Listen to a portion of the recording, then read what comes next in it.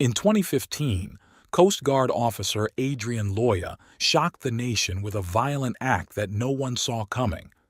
What started as a close friendship between him and his colleague, Lisa Trubnikova, turned into something far more dangerous after one night changed everything. On a cold February morning, Loya drove to Lisa's house, armed and ready to carry out a plan he had spent months preparing. As the clock ticked past 2 a.m., gunshots rang out and chaos erupted inside the quiet home. What led him to this point? The details of that night and the events leading up to it reveal a chilling story of betrayal, obsession, and revenge.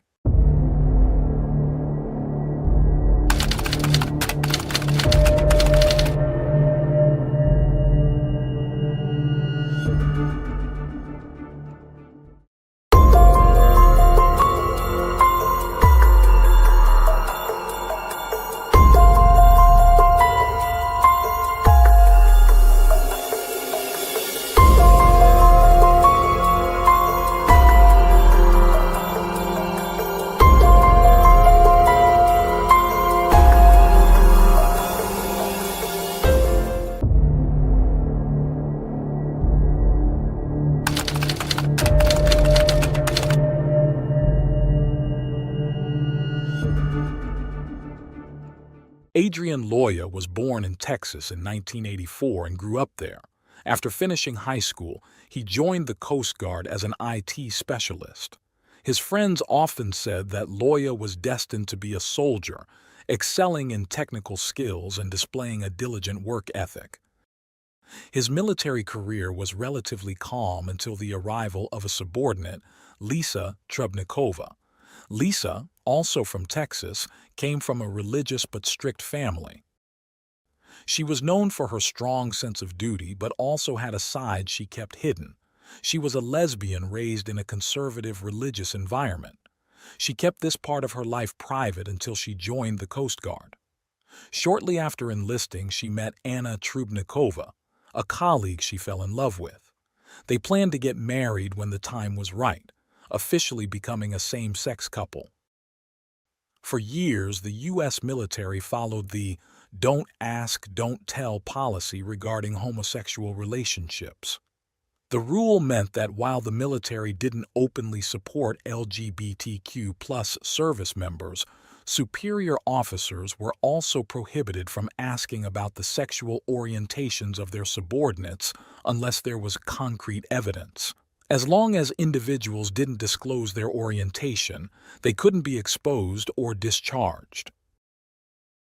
Due to this policy, Lisa and Anna's relationship remained under wraps from the start.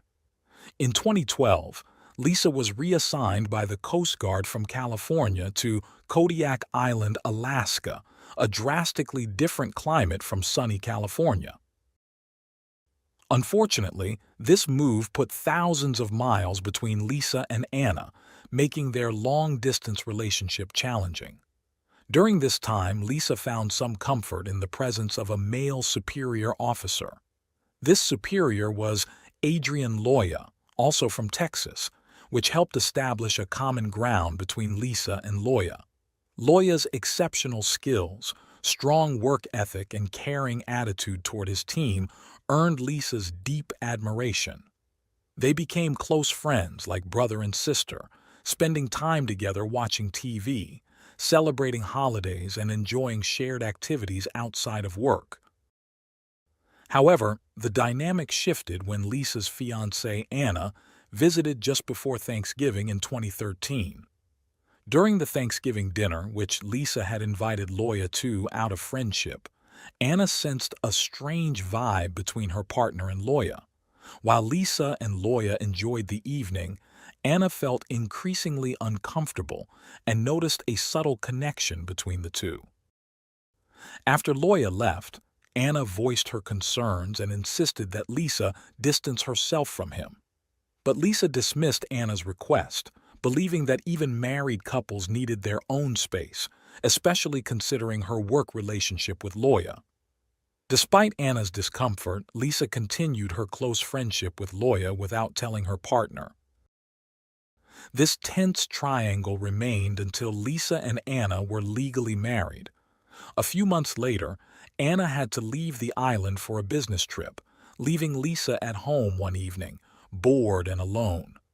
What started as a quiet night escalated when Lisa, perhaps feeling lonely due to Anna's absence or affected by alcohol, began to act flirtatiously toward Loya. Sitting next to him on the couch while watching TV, Lisa eventually attempted to kiss Loya. However, Loya quickly rejected her advances, pushing her away and showing clear disgust. Despite being intoxicated, Lisa remained unaware of Loya's response and stumbled into her bedroom. Concerned after hearing a loud noise, Loya followed and found Lisa sitting on the bed, again making advances. Loya, still a virgin, was horrified by the situation and quickly fled the house, feeling deeply disturbed. At home, Loya was consumed by fear, feeling as though he had been sexually assaulted. This incident, which might have seemed like an awkward drunk encounter to an outsider, was traumatic for him. He believed his innocence had been tarnished, and the lack of acknowledgement from Lisa the next day at work only worsened his feelings. As the days went by, Loya became increasingly upset. Lisa acted as if nothing had happened, showing no remorse or apology. For Loya, this incident became an insurmountable issue. He experienced severe insomnia, nausea, and intense anxiety. After a month of emotional turmoil and no explanation from Lisa, Loya reached his breaking point. He sent Lisa a 26-page accusatory email expressing the damage she had caused and demanding an explanation. To his surprise, Lisa did not respond. Enraged, Loya forwarded the email to Anna. Anna's reaction was far from calm. She confronted Lisa in a heated argument and then responded to Loya's email, urging him to stay away from her wife and expressing her desire to cut him out of their lives. Provoked by Anna's response, Loya decided to take drastic action. He forwarded the email to the Coast Guard headquarters, reporting Lisa and Anna's same-sex marriage as well as the alleged assault incident. Headquarters found themselves dealing with an unprecedented situation. They concluded that Loya, as Lisa's direct superior, should have maintained a more professional distance from his subordinate. Both Lisa and Anna received reprimands for their same-sex marriage. To resolve the matter quickly, Loya was reassigned to a Coast Guard base in Portsmouth, Virginia, while Lisa and Anna were sent to a base in Massachusetts. Ironically, Lisa and Anna found a silver lining in this outcome. They no longer had to endure a long-distance relationship and could finally live together. While the Coast Guard saw this as a satisfactory resolution, Loya was left feeling completely disheartened by the entire ordeal. The Coast Guard's unjust treatment left Loya deeply dissatisfied. While facing disciplinary actions, the real perpetrator seemed to come out ahead. Loya felt compelled to seek justice. The disciplinary letter became a permanent stain on his record following him to his new base. This punishment was a dark mark on his life. To make matters worse, his new superior found the whole situation absurd. A military officer accusing a married subordinate of trying to assault him? Ridiculous. Loya was ridiculed multiple times by his superior, deepening his sense of injustice. The incident brought him overwhelming shame, threatening a once promising career. In Loya's mind, he was the true victim. The most terrifying and unfortunate event of his life was meeting the woman who tried to kiss him. Everything he had suffered was her fault. Determined to set things right, Loya resolved to make her pay for her actions. A plan began to take shape in Loya's mind, a mission he dubbed Loya's Oath. He spent hours each day meticulously drafting a 250-page revenge plan against Lisa, detailing their relationship, the alleged sexual assault, the humiliations he endured, and his plan for retribution. The ultimate goal? To kill Lisa and then take his own life to escape it all. Each chapter was carefully constructed, with the final section titled Purple Rebellion Action, describing in chilling detail 13 steps for Lisa's murder. Loya grew increasingly obsessed with his revenge plot. In October 2014, he drove 10 hours from Virginia to Massachusetts to rehearse the plan and scope out Lisa and Anna's home. He scouted the area for potential police encounters, searching for tactical advantages. Loya even installed cameras near Lisa's house, recording hours of footage that captured the couple's daily routine. Everything was in place. All that remained was for Loya to begin his war. February 5, 2015, was Loya's 31st birthday, a day he had marked for this special mission. On the fateful day, he drove to Lisa's house in Massachusetts. Under the cover of night, he set up cameras to confirm that Lisa and Anna were home, ensuring everything seemed normal. Then he waited in his car until 2 a.m. First, he planted fake explosives on the road outside the house to deter police intervention. Then, he set his car on fire to create a diversion and blasted the soundtrack from his favorite movie, Star Wars, through loudspeakers outside the vehicle. With these distractions in place, Loya donned black tactical gear, including a mask, and armed himself with 4 guns, a knife, and 2 sets of handcuffs. To document his actions, he wore a portable camera. Amid the loud music, Loya broke into Lisa's house. After 2 shots at the door, he burst in and headed upstairs. Moments later, gunfire erupted, followed by silence. Although nearby police patrols responded quickly, they were delayed by the burning car and perceived explosives, arriving 35 minutes late. When they finally entered the house, they found no sign of the shooter. In the bedroom, they discovered Lisa's lifeless body on the floor and Anna barely clinging to life. According to Anna's later account, after Loya stormed into the room, he began firing wildly. Both women, trained in military tactics, tried to shield themselves with a mattress while Lisa attempted to call 911. However, the mattress couldn't withstand Loya's relentless attack. Lisa died from 11 gunshot wounds, and Anna was hit 4 times in the arms, thighs, and chest. After completing his mission, Loya fled the scene. In her final moments, Anna, still conscious, saw Lisa holding a phone already connected to emergency services. Summoning her last bit of strength, Anna took the phone and explained the situation to the police. Meanwhile, outside the house, chaos ensued as Loya, now in a strategic position, continued firing at the approaching officers. His burning car ignited several police vehicles, intensifying the scene. By this time, heavily armed SWAT teams arrived to contain the situation. Loya attempted to escape in the confusion, but the police had already sealed the area. With no way out, he was forced to surrender.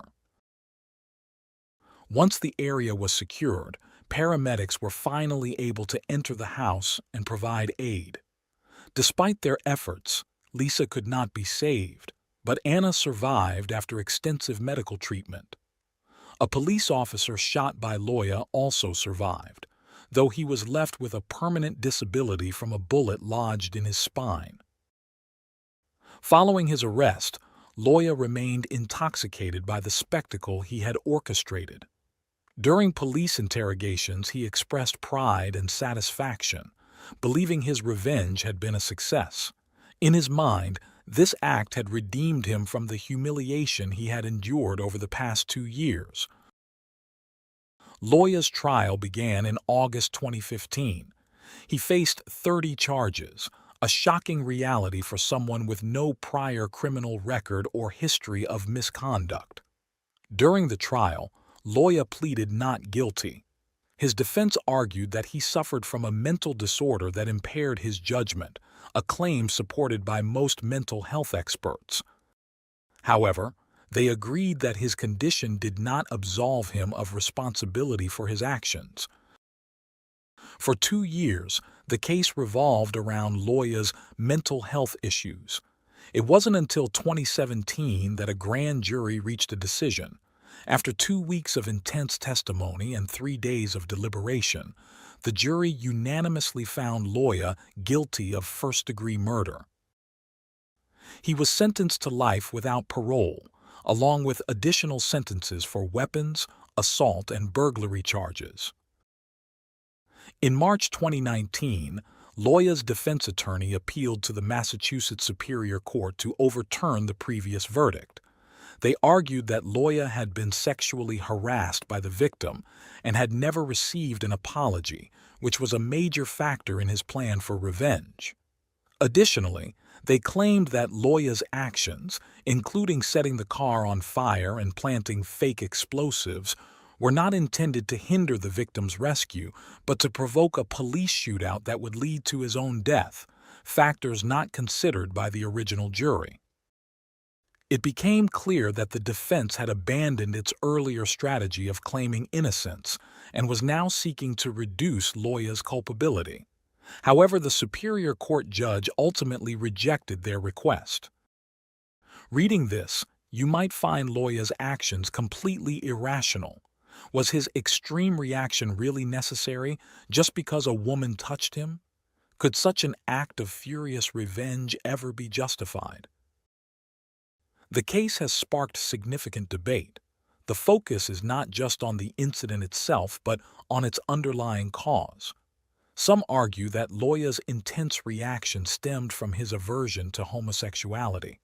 In his mind, Lisa was an impure woman, and being touched by her triggered a powerful response. However, many disagree. They argue that if Loya truly disliked Lisa, they could never have developed a close friendship. Others believe Loya simply wanted an apology. Perhaps that night, Lisa was too intoxicated to remember what happened or thought it was a trivial matter and didn't take it seriously. Lisa's dismissal of the incident enraged Loya, pushing him to the edge, step by step. Some even hold Lisa partially responsible for what happened. But regardless of right or wrong, it doesn't change the fact that Loya committed murder and he must face the consequences.